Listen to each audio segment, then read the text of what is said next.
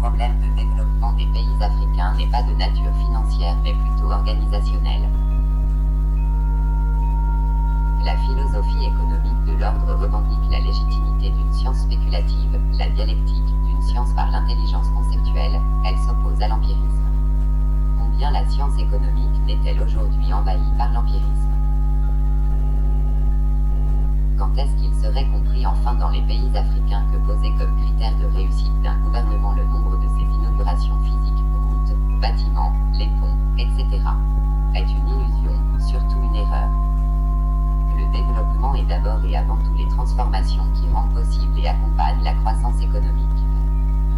Et cela exige l'attention sur d'autres sujets que la plupart des pays africains ne soupçonnent guère. Si des familles africaines n'ont pas de maison où se loger, ce n'est pas à cause de problèmes matériels, humains ou financiers. Les pays africains disposent de tant d'espaces vides, des milliers de tonnes de matériaux en oisiveté, des dizaines de milliers de briquetiers et de maçons en chômage. Des malades africains ne sont pas soignés alors que des dizaines de milliers de médecins et paramédicaux sont en recherche d'emploi. Des centaines de milliers d'Africains sont des diplômés en recherche d'emploi alors que des secteurs d'activité sont en pénurie de main-d'œuvre.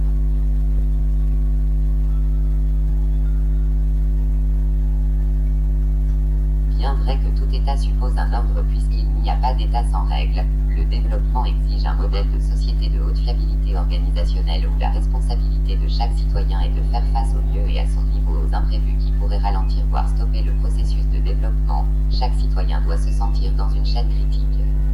Le développement dans le désordre n'existe pas. À ce propos, l'histoire de la tour de Babel nous enseigne au moins une leçon de développement utile. Un pays où règne la confusion où les citoyens ne se comprennent pas ne peut pas prétendre au développement. Dans de tels pays, les individus chercheront à se soustraire à l'obligation pour satisfaire une passion ou un intérêt personnel. Les individus voleront pour s'enrichir, ils tueront pour se venger, ils brûleront un feu rouge parce qu'ils sont impatients. Le développement exige une déférence à l'égard de l'expertise dans toute sa forme.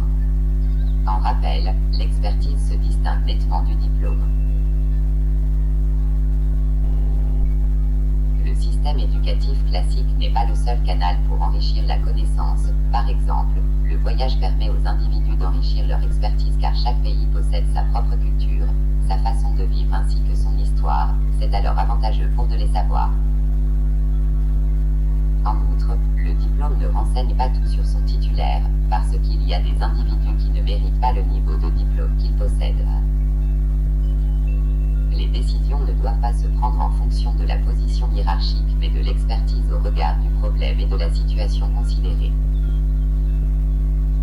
Dans cette perspective, l'expertise n'appartient pas en propre à des experts mais est distribuée dans le collectif des personnes concernées par la situation. Le développement exige une définition claire des responsabilités, des rôles et des compétences de chacun dans le cadre de processus de décision très formalisés. Chaque citoyen doit connaître son rôle et celui des autres pour mieux se coordonner. Tout le monde est vigilant et chacun agit dans le but de maintenir la situation sous contrôle. Oui, le problème de développement des pays africains est politique, social mais il est surtout organisationnel et conceptuel. Il n'y a pas de compromis possible entre la liberté sauvage et la contrainte inhérente au développement. Saviez-vous à quel point l'aide publique au développement fournie par les institutions internationales telles que la Banque mondiale aux pays les plus pauvres en Afrique se retrouve-t-elle détournée dans des paradis fiscaux?